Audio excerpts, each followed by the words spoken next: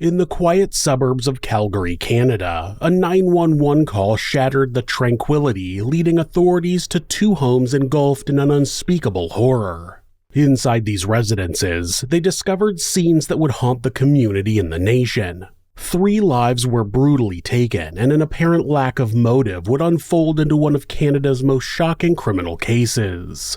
This is Monsters.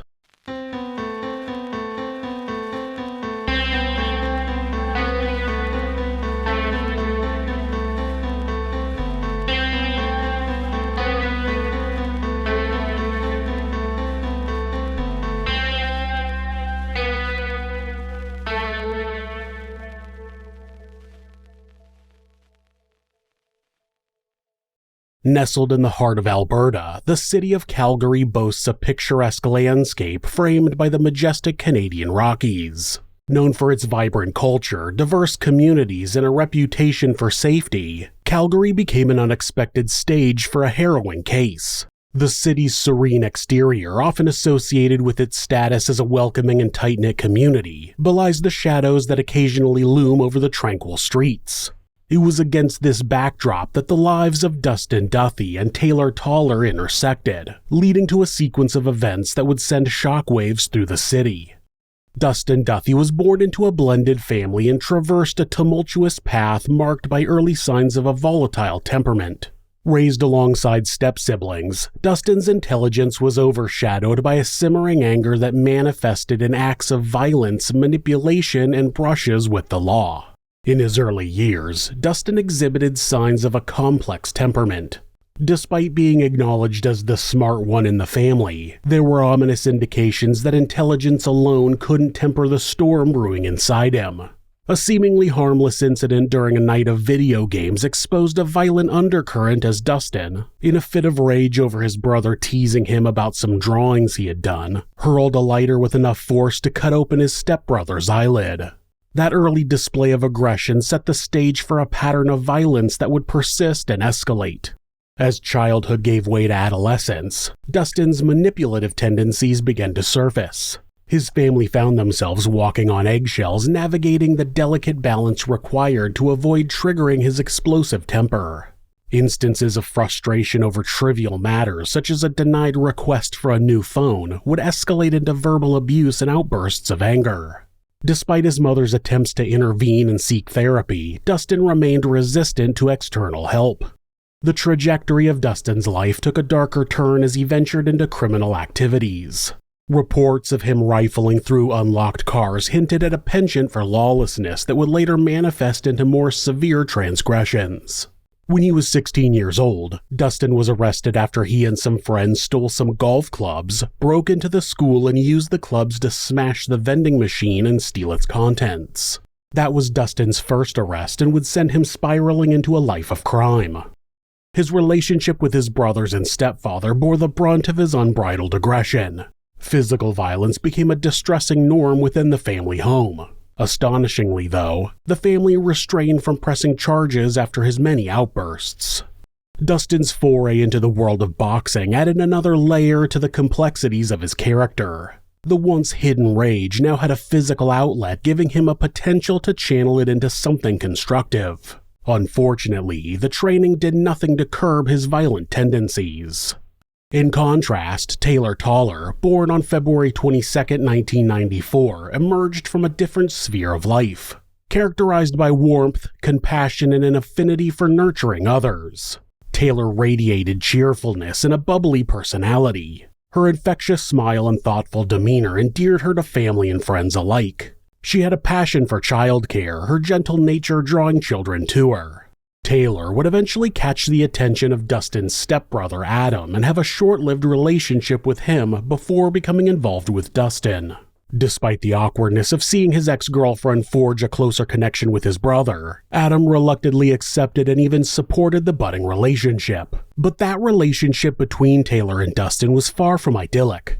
Their interactions were marked by tension and turbulence. Friends reported incessant arguments, and Dustin's contrasting personality had a notably negative impact on Taylor's once comfortable life. The relationship persisted for several years. As Dustin's anger management issues worsened, so did the strain on their relationship. In his 20s, Dustin began going to the gym and it became an obsession.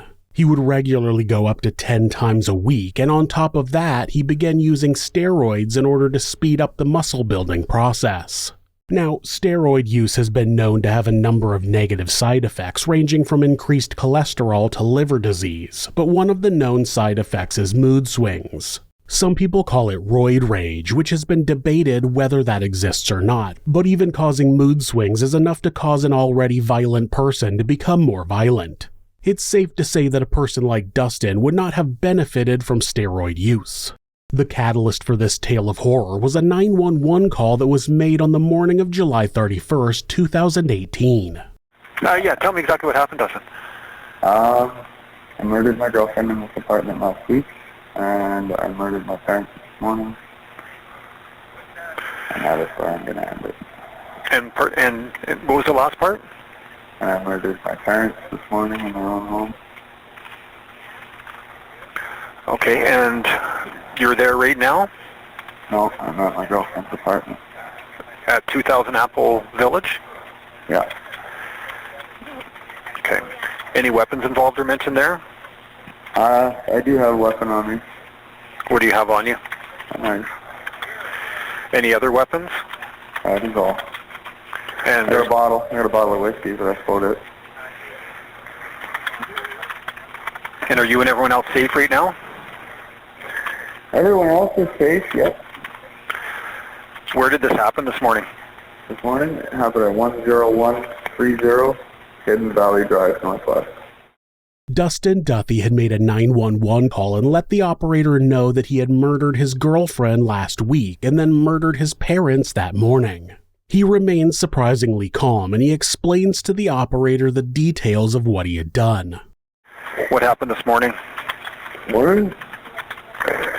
To be quite honest, I'm not exactly sure. I don't know why I did it. But I did. And what did you do? I killed both of my parents.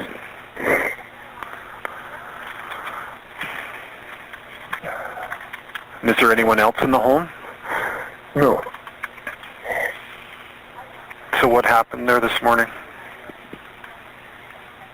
I stabbed both of my parents to death.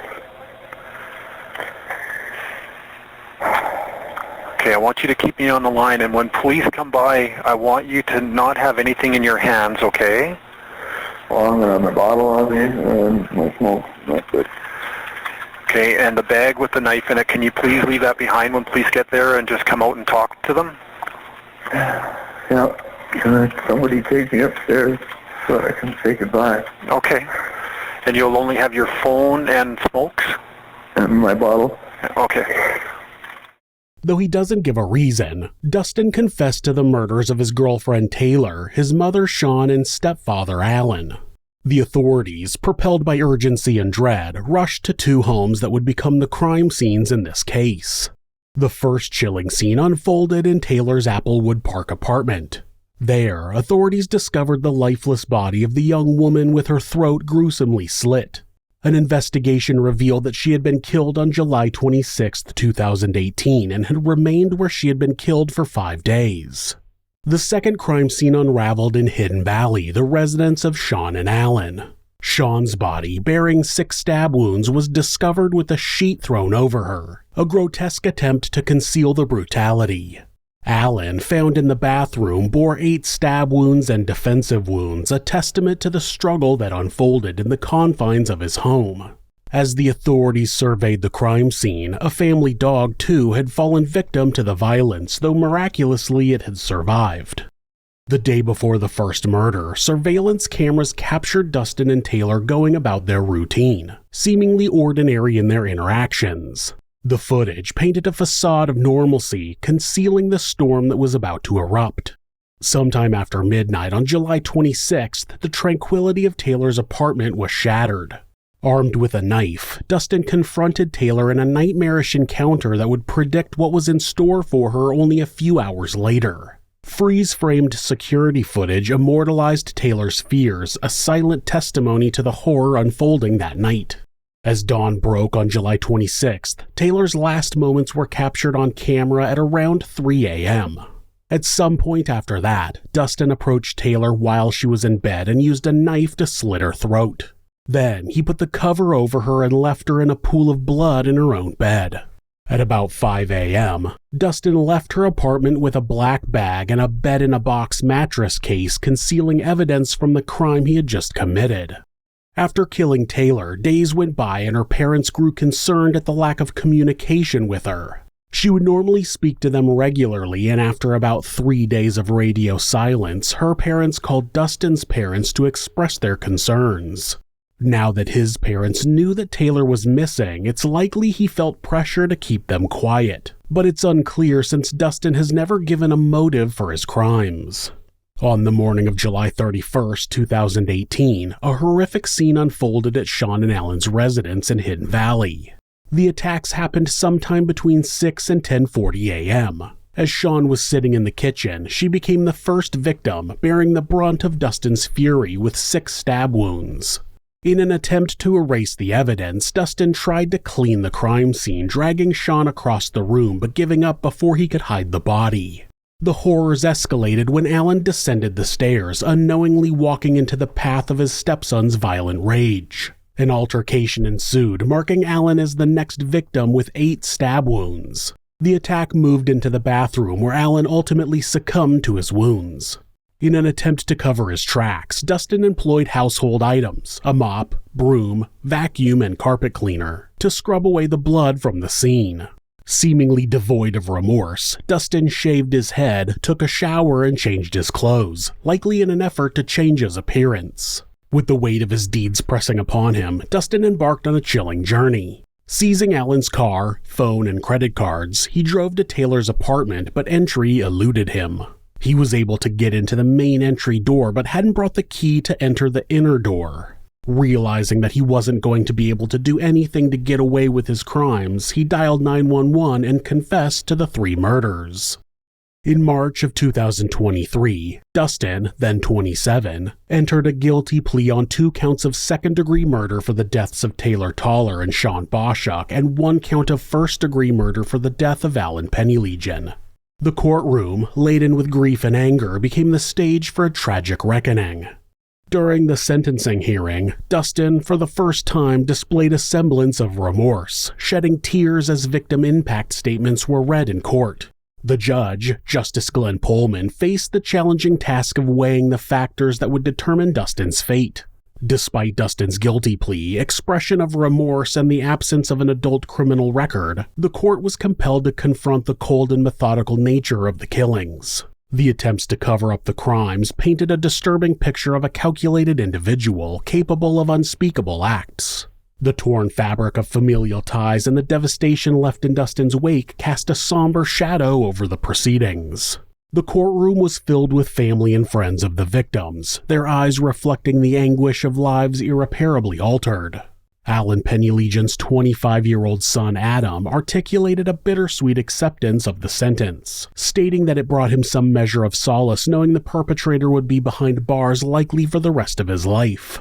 Taylor's aunt, Kim Toller, acknowledged that justice in its truest sense could never be fully realized as her niece and the other victims could not be brought back. However, she expressed a tentative hope that the sentencing marked a starting point for closure and healing, a small step towards moving forward in the face of profound loss. The life sentence with no chance of parole for 35 years was a testament to the gravity of the crimes committed. Shane Parker, the senior prosecutor in the case, affirmed the fitness of the sentence, acknowledging Justice Pullman's reputation for wisdom and knowledge of the law. While the legal chapter of the Dustin Duthie triple murder case was closed, the scars left on the hearts of the family's victims and the community at large would endure as a haunting reminder of the fragility of human existence. The case is a stark reminder that darkness can infiltrate even the most ordinary corners of suburban life. In the aftermath of this chilling incident in Calgary, questions linger about familial bonds, human relationships, and the forces that drive such horrific acts. This case challenges our understanding of motive and rationality, leaving an unsettling void without a clear reason for Dustin's brutal actions. Addressing the root causes of domestic violence becomes an urgent imperative in the wake of this tragedy. The case prompts a collective conversation about family dynamics, mental health, and societal structures contributing to the escalation of violence within homes. While Dustin's sentencing delivers a measure of justice, it cannot fully heal the profound wounds inflicted on the families of Taylor, Sean, and Alan. It emphasizes that justice, even within a courtroom, has its limits in assuaging the pain wrought by such an unthinkable tragedy. As the sun sets over the Canadian Rockies, casting long shadows over Calgary, this case remains a haunting chapter in the community's memory. The challenge ahead is to transform anguish and sorrow into a collective commitment to foster empathy, awareness, and support for those affected by the devastating consequences of the actions of a monster.